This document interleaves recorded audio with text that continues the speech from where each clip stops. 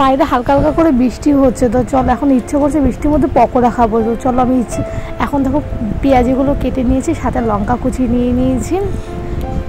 তারপর আর কি অ্যাড করবো চলো তোমাদের দেখিয়ে দিই। দেখো বেসন নিয়ে নিয়েছি, তোমরা পেঁয়াজ যতটুকু নেবে ততটুকু বেসন নেবে। তো আমি এখানে 2 চামচ আর একটুখানি নিয়েছি বেসন, আর আমার 5-6টা পেঁয়াজ আছে।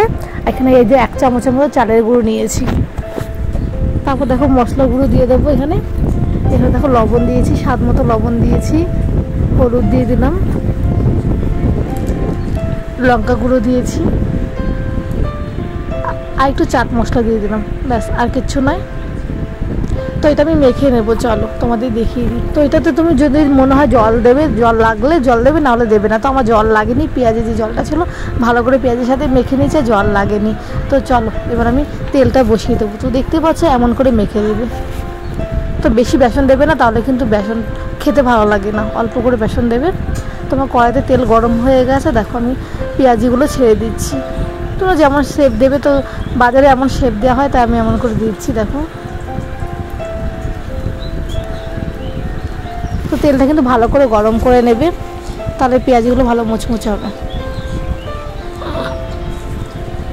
তো একসাথে আমি অনেকগুলো দিয়ে দিচ্ছি। দেখো বৃষ্টির দিনে এই ধরনের পকোড়া খেতে ভীষণ ভালো লাগে, মুড়ি দিয়ে খেতে ভালো লাগে, বেশ মুচমুচে। আর সন্ধ্যাবেলা টিফিন হলে জাস্ট জমে যায়।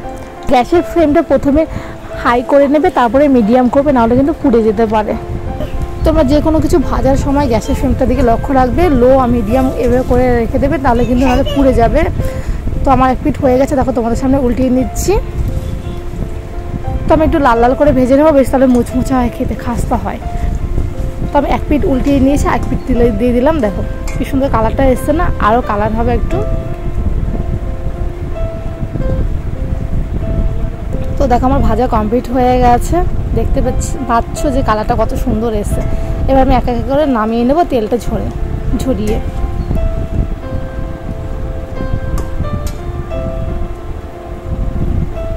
তো চলো আমি নামিয়ে নিই, হয়ে গেছে আমার। তো এই যে দেখো এই কটা হলো আমার পেঁয়াজি।